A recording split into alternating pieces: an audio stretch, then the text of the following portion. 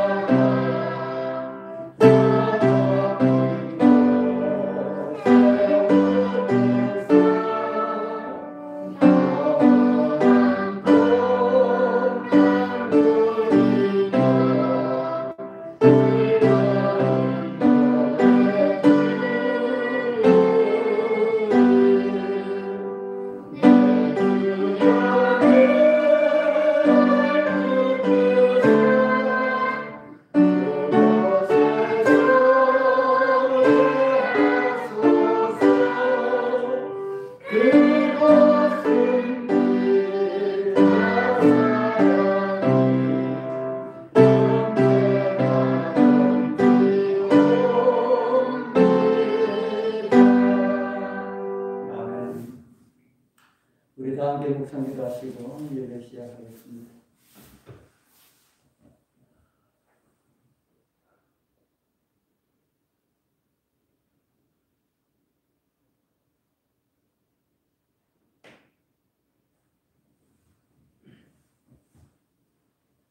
네, 331장 참.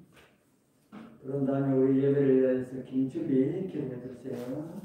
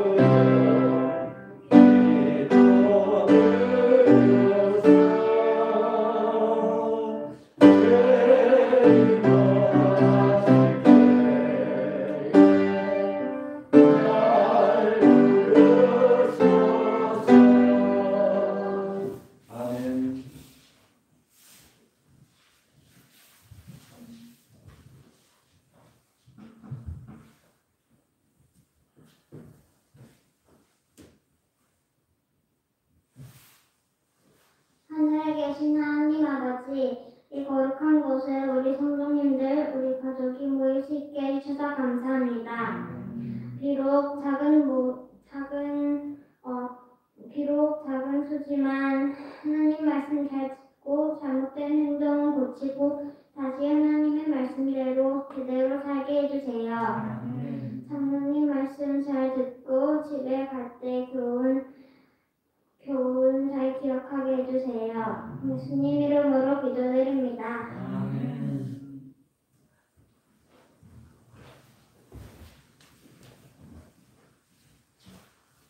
우리 귀한 기도 감사합니다. 218장 참이 한연더 보이겠습니다. 성령이 임하사 나의 곁에 계시고 성령이 임하사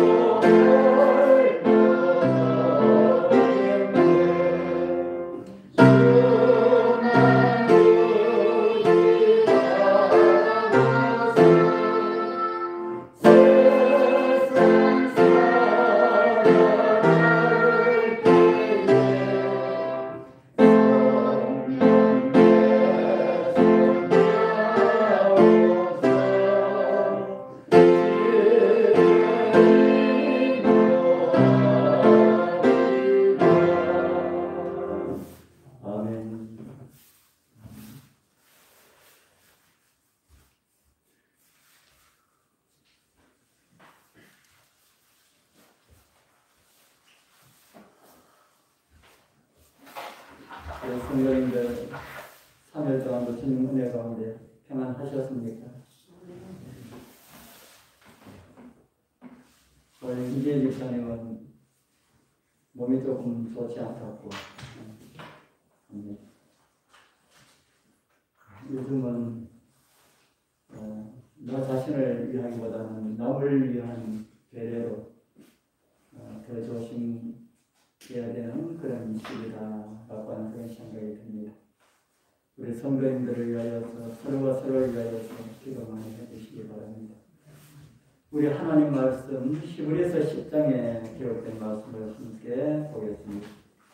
신약 성경 저 마지막 부분에 사도 바울 서신 가운데 제일 마지막 서신이죠. 히브리서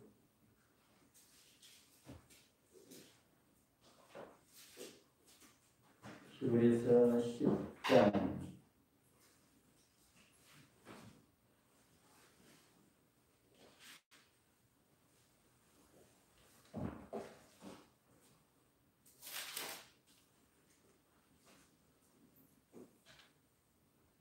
히브리서 10장 19절 20절 우리 같이 읽겠습니다. 그러므로 시작. 그러므로 형제들아 우리가 예수의 피를 힘입어 성수에 들어갈 담력을 얻었나니 그 길은 우리를 위하여 휘장 가운데로 들어놓으신 새로운 살길이요 휘장은 곧 그의 육체니라. 아멘.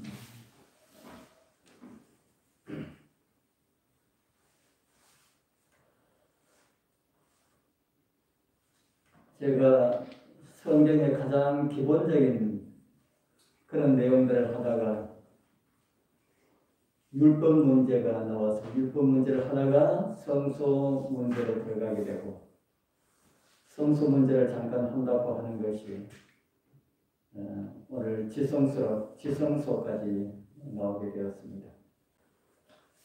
우리 성소를 함께 살펴보면서 성경에 기록된 성소가 무엇이라고 하는 말씀을 들었습니까? 성소가 무엇인가? 성소가 무엇이냐고 물으면 뭐라고 대답하시겠습니까? 제가 성경에 기록된 답을 보여드리겠습니다. 예레미야 17장 12절에는 누가 우리의 성소가 되신다 합니까? 영원하신 보좌여 원시부터 높이 되시며 우리의 성소이시며 바로 하나님께서 성소가 되신다고 하셨습니다. 그래서 우리가 성소를 살펴보는 것은 뭐 하는 것과 같습니까?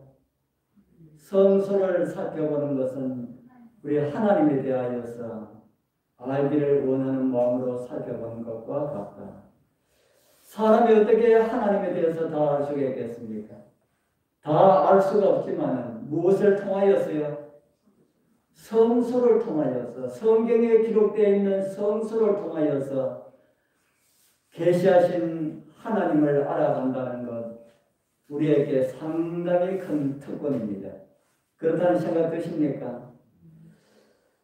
제가 성소 이거 하면서 두 번째 시간에 성소가 왜 필요하였는가라는 이런 제목으로 말씀을 드린 것 같습니다. 성소가 왜 필요하였다고 합니까?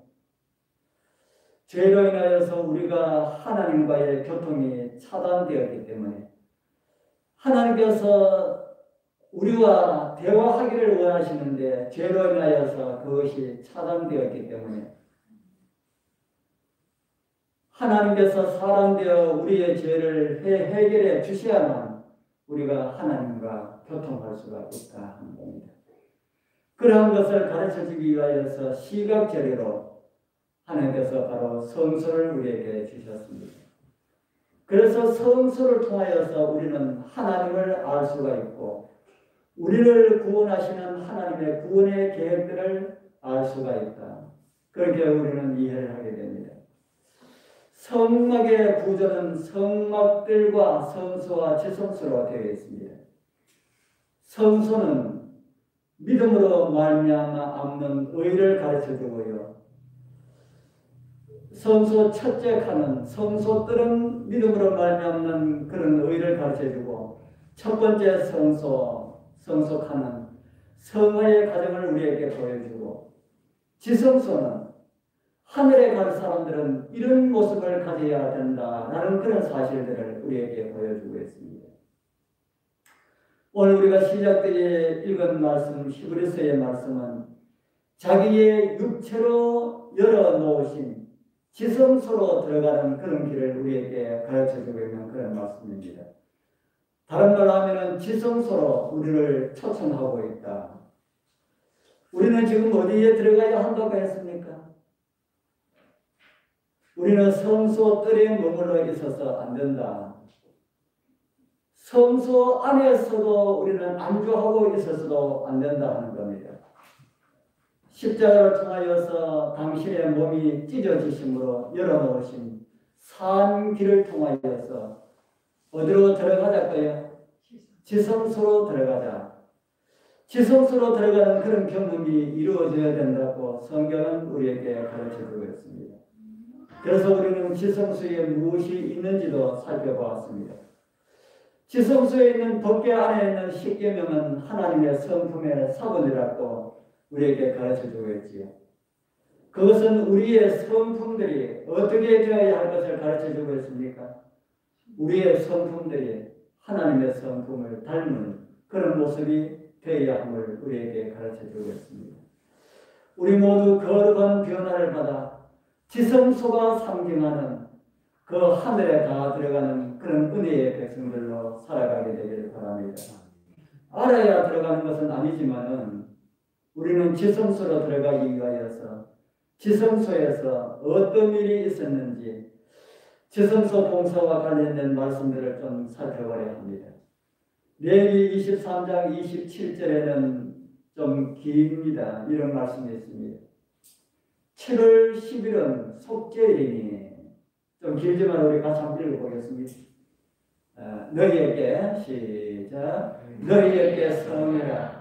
너희는 스스로 괴롭게 하며 여호와께 화제를 드리고 이날에는 아무 일도 하지 말 것은 너희를 위하여 너희 하나님 여호와께 속죄할 속죄일이 되느니라. 이날에 스스로 괴롭게 하지 아니하는 자는 그 백성 중에서 끊쳐질 것이라. 이날에 누구든지 아무 일이나 하는 자는 내가 백성 중에서 멸절시키리니 너희는 아무 일이든지 하지 말라. 이는 너희가 그 거하는 각처에서 대대로 지킬 영원한 규례니라. 이는 너희의 실 안식이라. 너희는 스스로 괴롭게 하고 이달 9일 저녁부터 곧 그 저녁부터 그 이튿날 저녁까지 안식을 지킬지니라. 레위기 23장 27절부터 있는 이 말씀은 지성소 봉사와 관련된 그런 말씀입니다. 지성소 봉사에 대하여서 우리가 알기 위하여서 성소 봉사는 어떤 것이 있는지 먼저 좀 살펴보도록 하겠습니다. 성소 봉사는 어떤 것이 있다고 들으셨습니까? 중요한 성소 봉사 중에 하나는 매일 드리는 제사입니다. 이스라엘 백성들은 매일 제물을 번제단에 태웠습니다. 그것도 아침에 태웠고 저녁에 태웠습니다. 그래서 매일 아침과 저녁으로 지속적으로 드리는 제사를 해서 상범제라고 불리기도 합니다. 오늘 저와 여러분들에게도 적용이 될까요? 우리도 아침으로 저녁으로 우리도 그 제단을 쌓아야 할까요? 우리도 조석으로 예배를 드리라고 우리에게 가르쳐 주겠습니다. 우리 성도님들 환경적으로 가족이 다 함께 모여서 예배를 드리지 못한다 할지라도 혼자라도 우리가 잠깐 묵상하고 말씀 보고 기도하는 이런 시간들 우리 아침 저녁으로 가지게 되길 바랍니다. 그리고 두 번째로는 해마다 드리는 제사가 있습니다. 성소 봉사에 아주 중요한 두 가지 제사가 하나는 어떤 거고요? 매일 드리는 제사고 다른 하나는 해마다 드리는 제사가 있다. 이 해마다 드리는 제사를 지내는 그날을 성경은 속죄일이라고 그렇게 말을 하고 있습니다. 해마다 드리는 제사를 드리는 그날을 가지고 무슨 날을 한다고요? 속죄일, 속죄일. 그날은 특별히 염소 2마리로 제사를 드렸습니다. 저는 이 2마리의 염소와 관련된 내용을 다음에 1시간 더 이 말씀을 준비해서 좀 드리려 합니다. 속죄일 봉사는 언제 하였습니까? 속죄일 봉사는 언제 하였는가? 레위기 23장 27절부터 보면 이런 말씀이 있습니다. 여호와께서 모세에게 이르시되 네 형 아론에게 이르라 성소의 장안 법궤 위 속죄소 앞에 무시로 들어오지 말아서 사망을 면하라. 내가 구름 가운데 속죄소 위에 나타남이니라. 성소의 장안 법궤 위 속죄소 앞에는 무시로 들어오지 말라. 왜 무시로 들어오지 말라고 합니까? 그 성소에는 해마다 한 번씩, 1년에 한 번씩 봉사를 하였다. 그 한 번씩 하는, 1년에 한 번 하는 그 제사를 지성소에서 하였다는 겁니다. 왜 지성소는 지성소라고 할까요? 지성소라고 하는 의미가 무엇입니까? 네, 성소는 다 거룩한 장소입니다. 다 거룩한 장소인데 그 거룩한 장소를 또 다르게 구별해가지고 지극히 거룩한 장소라고 그렇게 불려졌습니다. 오늘 성경 말씀에 보면은 지성소 속죄소 위에 누가 나타나게 될 거라고 하셨습니까? 내가 구름 가운데 속죄소 위에 나타날 것이라. 누가 나타난다고요? 하나님께서 속죄소 위에 나타나시게 될 것이다. 그래서 시도 때도 없이 마구잡이로 무시로 들어온다라는 말은 이 무시라는 말은 무슨 말입니까? 시도 없이 시도 때도 없이 그런 것도 없이 그냥 마구잡이로 들어오면은 죽는다 하는 겁니다. 누구도 죽어요. 대제사장이라 할지라도 아무 생각 없이 그냥 휘장을 열고 들어가면은 죽는다 하는 겁니다. 레위기 16장 13절에 이런 말씀이 있습니다. 여호와 앞에서 분향하여 향년으로 증거궤와 속죄소를 가리우게 할지니 그리하면 그가 죽음을 면할 것이다. 그래서 대제사장도 지성소로 들어갈 때는 어떻게 들어가라고 합니까? 향년으로 그 분향하는 거기에 있습니다. 그 뭐라 합니까? 거기다가 향을 피워가지고 지성소에 향이 가득하게 하고 난 다음에 그래? 그 후에 대제사장이 들어가라. 그렇게 하여야만 죽음을 면할 수가 있다 합니다. 그래서 지성소는 정말 어떤 장소인지 우리가 조금 이해가 되지요. 우리가 다 이해할 수는 없지만 조금 이해할 수가 있습니다. 그럼 지성소 봉사는 무엇에 대한 상징일까? 성소 제도가 모두 다 상징으로 되어 있습니다. 그런 것을 우리는 성소를 진행할 때마다 느낍니다. 성소 문은 문이 되시는 예수 그리스도를 가르쳐주고 있고요. 제물이 되시는 예수 그리스도. 번제자는 우리를 위하여서 십자가에 달리신 예수 그리스도를 가르쳐주고 있고, 물두멍은 우리의 죄를 씻기시는 예수 그리스도, 떡상은 우리의 생명의 떡이 되시는 예수 그리스도, 촛대는 우리의 빛이 되시는 예수 그리스도, 분향단은 우리를 위하여서 기도하시는 예수 그리스도를 우리에게 가르쳐주고 있습니다. 그러니까 성수의 모든 것이 다 누구를 상징하는 것입니까? 다 예수 그리스도를 상징하는 것이다. 그 건물 통째로 다 예수 그리스도를 상징하는 것이다. 그러면은 지성소는 무엇에 대한 상징일까요? 지성소는 지성소 안에 속에 있는 기구들도 대부분 다 예수 그리스도를 상징하는 것임을 우리는 이미 보게 되었습니다. 예수 그리스도를 상징하는 그 휘장, 지성소와 성소를 가로막아 있는 그 휘장도 예수 그리스도를 상징하는데 그 휘장이 찢어짐으로 지성소가 공개되었다. 그전에는 대제사장도 함부로 들어갈 수가 없었는데 대제사장도 무시로 들어갈 수가 없었는데 그 지성소가 찢어짐으로 공개되었다 합니다. 성경에 이런 말씀이 있습니다. 히브리서 10장 1절 이제 우리 같이 한번 읽어보겠습니다. 율법은 시작. 율법은 장차 오는 좋은 일의 그림자여 참 형상이 아니므로 해마다 늘 드리는 바와 같은 제사로는 나아올 수 없는 자들을 언제든지 온전케 할 수 없느니라. 제가 율법은 장차 오는 일의 좋은 일의 그림자여라는 이 말씀을 제가 말씀드리기 위하여서 10장 1절을 올려놨습니다. 여기 나오는 율법은 어떤 율법을 가리킬까요? 성경에 나오는 성경의 율법하면 아주 여러 가지 많은 걸 이야기한다고 제가 율법은 제일 첫 시간에 제가 말씀을 드렸습니다.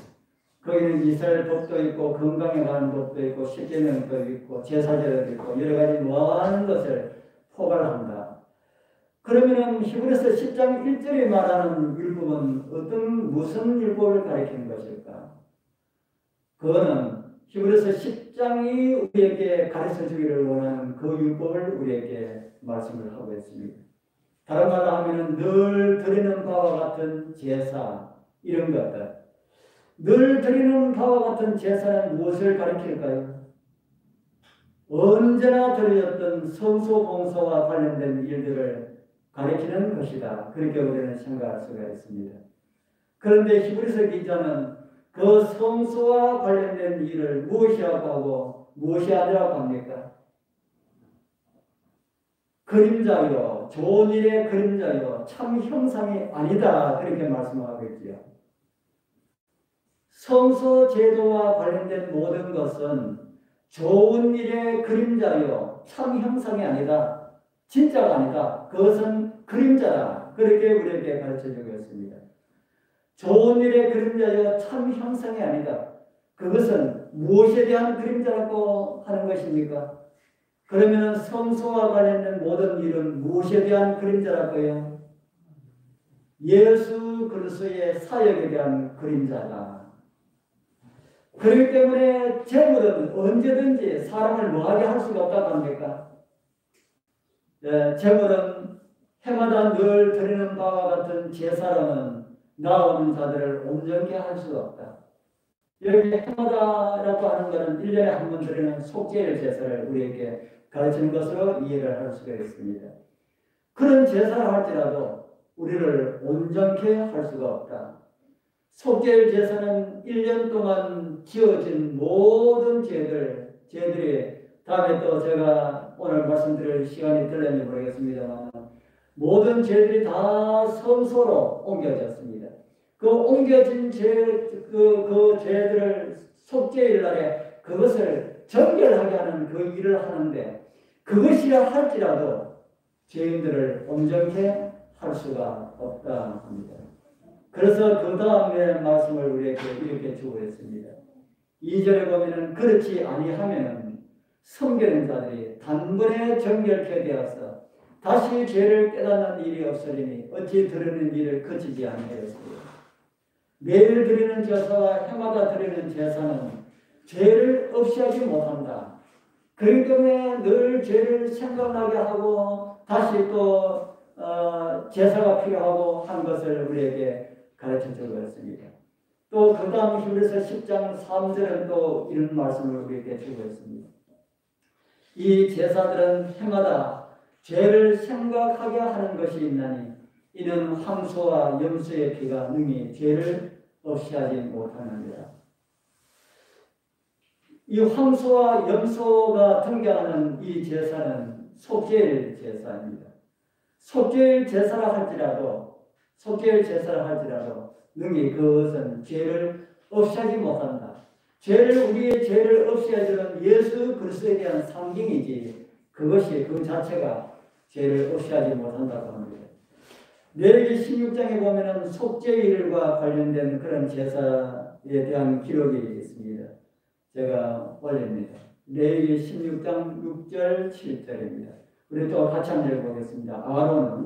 시작. 아론은 자기를 위한 속죄제의 수소장기를 드리되 자기와 번속을 위하여 속죄하고 또 그 두 염소를 취하여 해먹은 여호와께 두고 여기 송아지와 염소 아까 조금 전에 나왔던 소와 염소가 나오는 그 제사가 레위기 16장에 나오는 이 속죄의 제사입니다.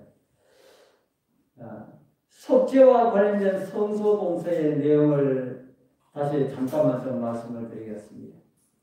죄인이 속죄제로 가지고 온 양은 피를 뽑고 제단에 번제로 드리고 양의 피는 제사장에 가지고 성소로 들어갑니다.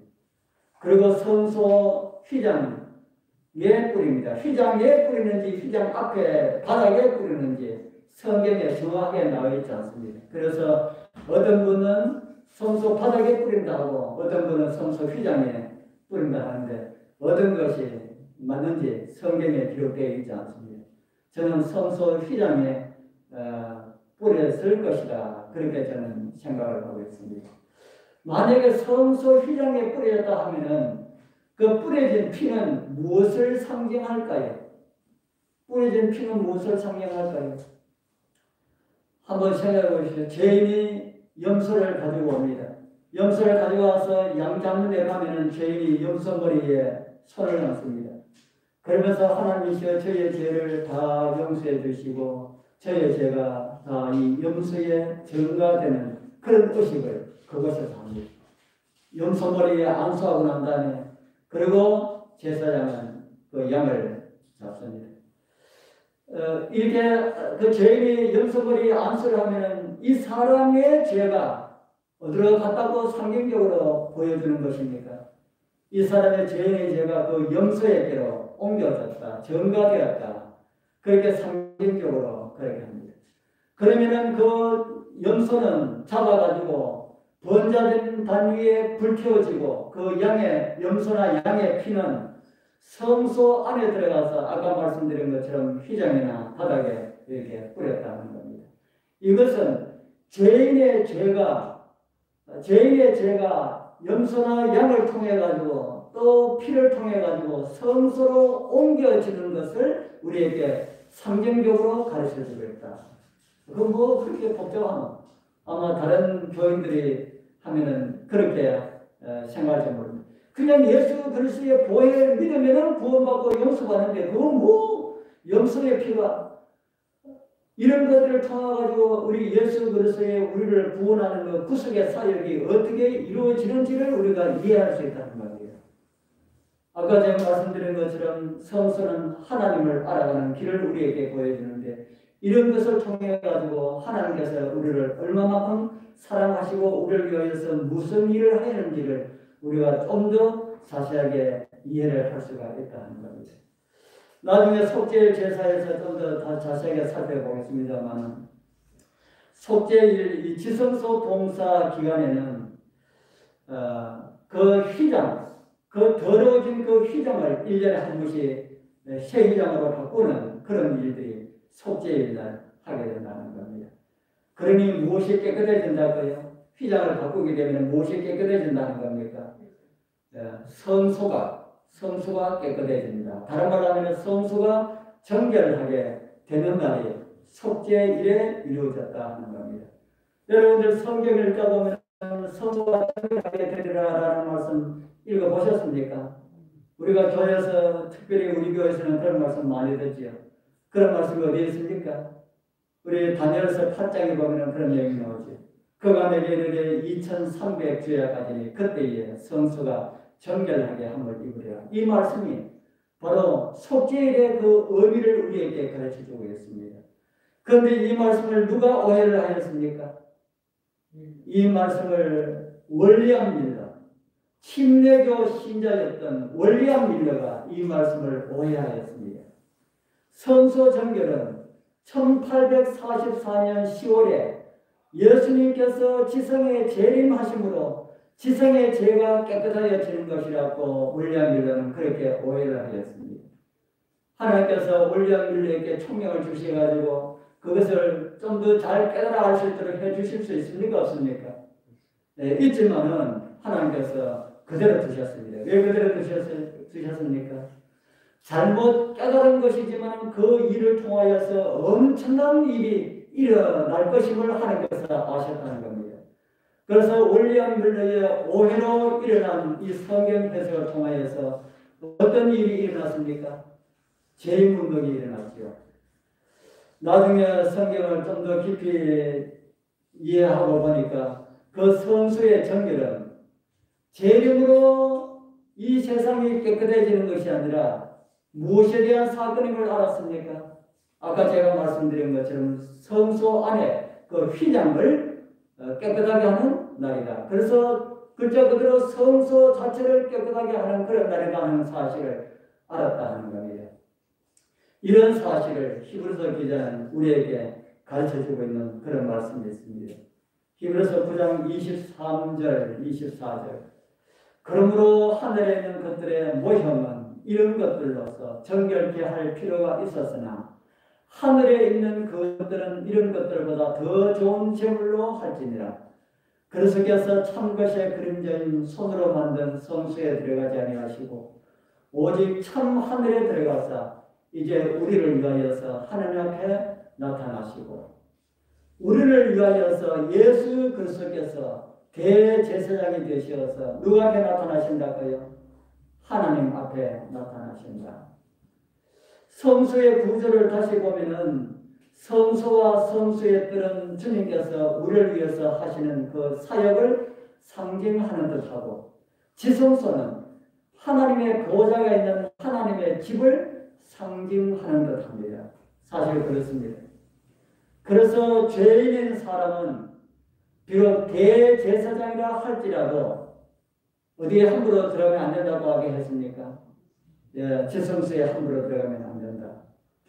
교회 정원에 있는 말씀 가운데 좀 한번 읽기를 원하는 그런 말씀이 있어서 제가 좀 올려놨습니다. 제가 읽을 테니까 눈으로 한번 읽어보십시오. 요거는 요즘 나온 번역이 아니고 요즘은 현대인의 그 말 거기에 맞춰가지고 새롭게 번역된 요거는 그 전에 번역입니다. 오늘 저희들 집에 있는 그 책에 있는 그런 번역이 하는 겁니다. 하나님의 거처에 대한 지상의 상징이었던 성소와 성전에서 한 칸은 그분의 임재를 모시는 신성한 곳이었다. 그 입구에 그릇들을 수놓은 휘장은 한 사람을 제외하고는 다른 어떤 사람의 손으로도 거쳐져서는 안 되었다. 그 휘장을 걷고 지성소의 신성한 오묘를 함부로 침입하는 것은 죽음을 뜻한다. 왜냐하면 속죄서와 고개 숙이고 경배하고 있는 천사들 위에는 지극히 거룩하신 분의 영광, 곧 아무도 그것을 바라보고는 살지 못하는 영광이 가하고 있었다. 지성소에서의 봉사를 위하여 지정된 한 해의 특별한 날에 대제사장은 향연을 피워 그 영광을 그의 시야로부터 가리우면서 떨리는 심신으로 하나님의 임재 속에 들어갔다. 대제사장이라 할지라도 1년에 한 번 들어가는 그날에 어떤 마음으로 들어갔다고요? 잘못 들어가면 죽으니까. 그것도 향연으로 연기를 다 피워가지고 지성소를 가리우게 해놓고 난 다음에 대제사장이 들어갔다. 그래서 우리 이런 내용들을 지성소의 그 거룩하심을 우리가 보게 됩니다. 이런 내용들을 성경에 자꾸 이야기하는 것은 무슨 이유 때문일까요? 하나님은 거룩하시다. 하나님은 거룩하시다라고 하는 사실을 우리가 다시 한 번 더 생각하도록 하기 위함이라고 저는 생각합니다. 성경은 우리에게 하나님의 존재에 대해서 또 이런 말씀을 우리에게 주고 있습니다. 요 하나님은 어디 계시니요? 요 하나님은 그 성전에 계시니 온 천하는 그 앞에서 어떻게 하라고요? 잠잠하라고. 속죄의 제사는 참 엄숙한 그런 제사였습니다. 대제사장이 그날 성소 안에 들어가서 어떤 봉사를 하였을까? 첫 번째로는 성소 휘장을 바꾸는 그 일을 하였습니다. 그리고 그 다음 이런 말씀을 주고 있습니다. 레위기 16장 11절입니다. 아론은 자기를 위한 속죄제의 수소장이를 수송아지를 드릴 때 자기와 본속을 위하여 속죄하고 자기를 위한 그 속죄제 수송아를 잡고 아론이 지성소 봉사를 하기 위해서 먼저 해야 될 일은 뭐부터 먼저 하라 그럽니까? 뭐부터 먼저 하라고요? 자기를 위하여서 자기를 위하여서 수송아지를 드리고 자기 가족을 위하여서 속죄제를 드렸다. 그리고 그 피를 성소휘장에 뿌린 것이 아니고 그 피는 속죄소 지성소 안에 들어가서 속죄소 동편에 뿌렸습니다. 7번 뿌렸습니다. 그리고 나와가지고 다시 백성들을 위하여서 속죄하였습니다. 역시 그 피도 휘장에 뿌리지 않고 지성소로 들어가서 지성소에 뿌린 사실을 이렇게 기록을 하고 있습니다. 또 백성을 위한 속죄제의 염소를 잡아 그 피를 가지고 장 안에 들어가서 그 송아지 피로 향같이 그 피로 행하여 속죄소 위와 속죄소 앞에 뿌릴지니. 백성을 위해 속죄하는 이 제사는 무엇에 대한 상징이라고 합니까?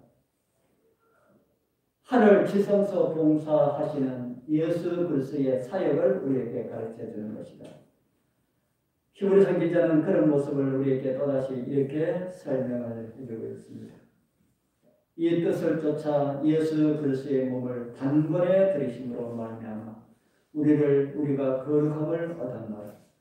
제사장마다 매일 서서 섬기며 자주 같은 제사를 드리되 이 제사는 언제든지 죄를 얻게 하지 못하거니와 오직 그리스도는 죄를 위하여 한 영원한 제사를 드리시고 하나님 우편에 앉으셨다. 아까 우리 날마다 드리는 제사가 있었다 그랬죠. 제사장들은 날마다 해마다 제물을 드려야 했습니다. 왜 그랬습니까? 그것은 죄를 할 수 없기 때문에요. 그것은 죄를 사할 수가 없기 때문이다. 단 예수 그리스도를 상징하기 때문이다. 예수님께서 몇 번 죽으셔야 됩니까? 예수님께서 몇 번 죽으셔야 된다고요? 성경에 보면 단번에, 한 번. 그렇게 말씀하시는 다음에 히브리서 뒤로 돌아가서 8장에 보면 이런 말씀이 있습니다. 이제 하는 말의 중요한 것은 이런 대제사장, 우리가 지금 지성소 봉사를 살펴본 이런 대제사장이 우리에게 있는 것이다. 그가 하늘에서 위엄의 보좌 우편에 앉으셨다. 대제사장만이 할 수 있는 봉사가 어떤 것이 있다고 했습니까? 대제사장만이 할 수 있는 봉사. 1년에 한 번씩 드려지는 속죄의 제사. 그 원형이 지금 어디서 거행되고 있다고요? 그 원형이 대제사장 되시는 예수 그리스도께서 하늘 지성소에서 사람의 손으로 마음에 앉지 않는 하늘 지성 봉사를 시작하셨다라는 그런 사실들을 우리에게 가르쳐주고 있다는 겁니다. 이런 일이 전개되고 있는데 그러면은 하늘에서 이런 지성소 봉사가 전개되고 있다면 우리는 지금 어떻게 살아야 할까? 구약 성경의 속죄일 제사 때에 무슨 일이 있었는지를 우리에게 가르쳐주고 우리가 보면 좀 짐작할 수가 있습니다. 레위기 16장 29절에 보면 너희는 영원히 이 규례를 지킬지니라. 7월 곧 그날 10일에 너희는 스스로 뭐 하고요? 스스로 괴롭게 하고 아무 일도 하지 말되 본토인이든지 너희 중에 오가는 객이든지 다 그렇게 하라 합니다. 고대 속죄일 날에는 스스로 괴롭게 해라. 스스로 괴롭게 하는 것이 무슨 말일까요? 스스로 괴롭게 하는 말이 무슨 말일까? 지난번에 우리 이사야서를 그 논대근 목사님께서 이사야서를 하시면서 이사야 58장을 했는데 이사야 58장에 보면은 스스로 괴롭게 하는 것이 무엇이다 하는 것을 우리에게 가르쳐 주셨어요. 다 잊어버리셨지요. 스스로 괴롭게 하는 것은 금식을 가리키는 그런 말입니다. 금식, 참된 금식. 이사야 58장에 보면 참된 금식에 대해서 나오고 있잖아요. 그 참된 금식, 그것이 스스로 괴롭게 하는 것과 같은 그런 표현임을 이사야 58장은 우리에게 가르쳐주고 있습니다. 그래서 스스로 괴롭게 하라라고 하는 이 말씀은 뭐하고? 스스로 괴롭게 하라라는 말씀은 뭐하고요? 금식하고, 속죄일 날에 금식하고, 한 끼를 금식했는지 하루 종일 금식했는지 그건 모르지만 금식하고, 금식하면서 자신을 살피라. 자신을 살피라. 그렇게 우리에게 가르치고 있습니다. 그리고 아무 일도 하지 말라고 우리에게 가르쳐주고 있죠. 레위기 23장 29절에도 이런 말씀이 있습니다. 이날에 스스로 괴롭게 하지 아니하는 자는 어떻게 될 것이라고 합니까? 그 백성 중에서 끊어질 것이다. 그 백성 중에서 끊어진다라고 하는 것은 어떻게 끊어지는지 그건 저 모릅니다. 그 성경에 자세하게 기록되어 있지 않기 때문에. 이날에 스스로 괴롭게 하지 아니하는 자는 하늘에 참여할 수가 없다. 그렇게 이해하면 틀린 말은 아닐 것이다. 그렇게 생각합니다. 오늘 저와 여러분들은 속죄일 기간에 저와 여러분들은 살아가고 있다고 합니다. 속죄일을 안식일로 보냈다고 하지요. 안식일. 그리고 금식하면서 기도하는 것이 그날 하루 백성들의 일과였습니다. 저는 이런 말씀들을 준비하면서 읽으면서 마지막 때 예수 그리스도의 재림을 기다리는 재림 성도들은 어떻게 살아야 할까? 재림 성도들은 이 속죄일처럼 이렇게 지킬 수가 있을까? 그런 생각이 듭니다. 금식하라는 데 가지고 1844년부터 예수님 재림 때까지 계속 금식할 수는 없지 않습니까? 그래서 하나님께서는 뭘 주셨어요? 뭘 주셨어요? 좋은 음식, 먹어야 할 음식. 그걸 먹는 것이 뭐 하는 것과 같다고요? 금식하는 것과 같다는 겁니다. 그래서 이런 문제들을 좀 더 깊이 우리가 이해를 하고 서로 나누면 더 좋지만 제가 여기까지만 하도록 하겠습니다. 그렇게 생각하는 것이 우리 영적으로 유익하다 하기 때문에 그렇습니다. 이제 저는 다음에 이 속죄일 제사와 관련된 두 마리 염소와 관련된 그런 내용을 제가 좀 살펴봐야 합니다. 오늘 저는 지성소로 들어가자라는 이런 제목으로 말씀을 드렸습니다. 많은 말씀을 다 기억하지 못해도 지금 나를 위하여서 기도하시는 예수 그리스도를 우리가 기억하자. 그리고 주님의 그 기도에 우리 함께 동참하자. 그래야만이 우리 주님께서 중보사업 마치고 문 열고 지성소 문 열고 나오는 그 날이 무슨 날이라고 들으셨습니까? 우리 예수님께서 지성소에서 다 되었다라고 말하면서 지성소 문을 열고 나오시는 그 날이 무슨 날이라고 들으셨어요? 그 날이 예수님의 재림의 날입니다. 지성소 문 열고 나와가지고 밖에 나와가지고 어떻게 하시고 하는 것이 아니고 지성소 문 열고 나오시는 그 날이 예수 그리스도의 재림의 날입니다.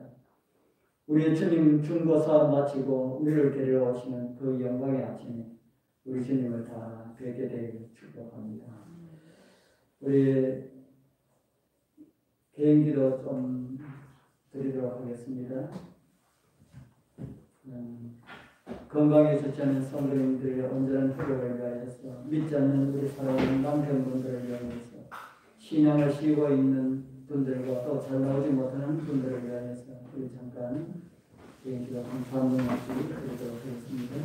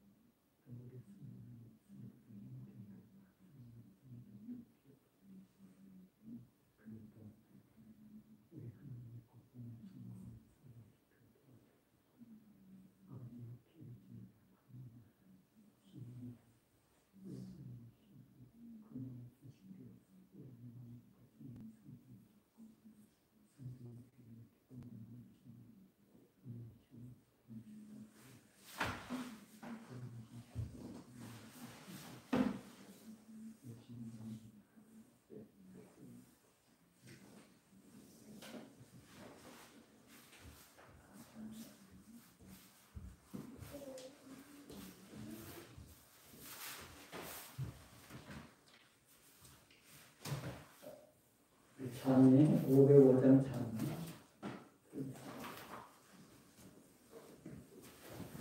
나의 발길이 다 받으러